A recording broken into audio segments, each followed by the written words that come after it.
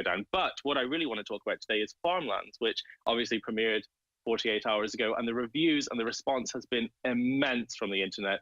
I've actually never seen a response to a documentary like this ever. You know, we've looked at documentaries on the mainstream media in the last few years, and this has been one of the most incredible things we've seen so far.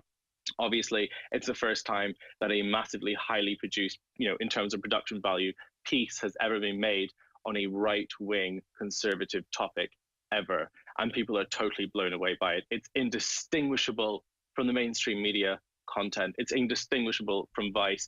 People are constantly saying that it looks like it belongs on HBO or Netflix, and that's exactly what we were going for. So I really want to go on to that topic. Is that all right with you?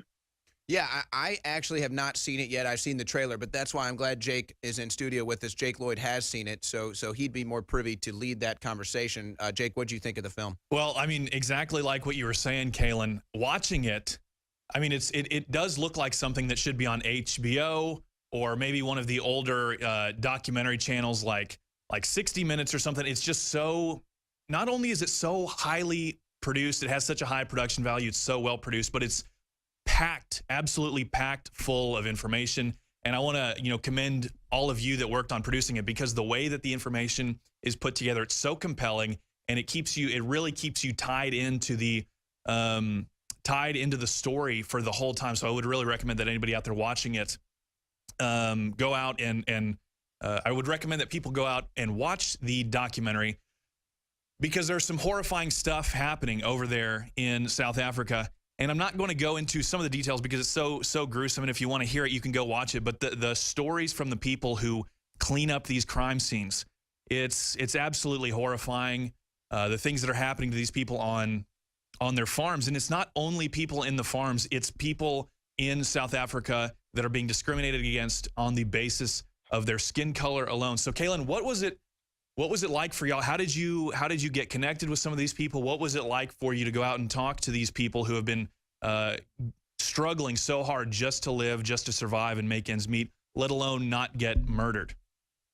Well, you mentioned there was almost a team. I mean, it was actually just myself, George, Llewellyn, John, and Lauren, just three of us in the entire process with a couple of DSLRs. And it proves that if you have the right content and if you actually report on the truth about what's really going on in the world, that it will go everywhere. Because if you report the truth, if you report the things that people want to see, then it will go in the right places. So it was absolutely heartbreaking seeing the process. We went to Janine's farm where her father was brutally murdered. We went to a crossroads, actually, within 48 hours of arriving, where a farmer pointed in 7 different directions with this vast landscape around us. And he said, over here, a mother lost her 12-year-old son. Over here, a farmer had his arms blown off. Over here, his legs were amputated. And he pointed in 7 different directions. And he said how all these brutally, horrifically murdered scenes took place. And it was actually so biblical in terms of the proportion of how bad it really, really was and how shocking it really, really was.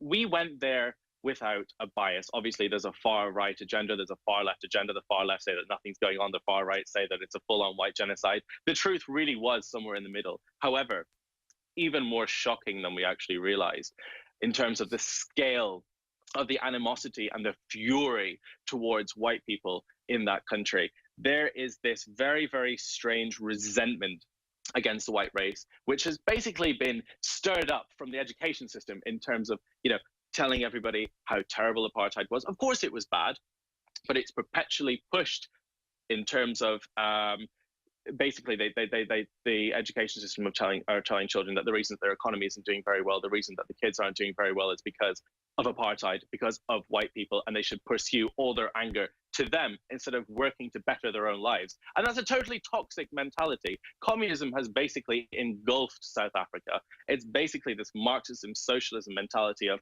if we blame this person and if we distribute all the wealth from here outwards, we will all obtain massive success and we will all live happily ever after. Of course, it's total nonsense. If you look at one of the most groundbreaking interviews that we actually carried out with the head of municipalities at the African National Congress, the ruling party of South Africa, he turned up, and this isn't in the documentary, he turned up wearing a £300 Gucci belt, £600, which is about $1,000, Gucci shoes, and I recognized his aftershave from a store called Harrods, a £700 aftershave. And he lectured us on the benefits of communism and how everybody should be treated totally equally and how we should go after whites to regain total control of South Africa. None of these people care in any way about the people on the ground in that country.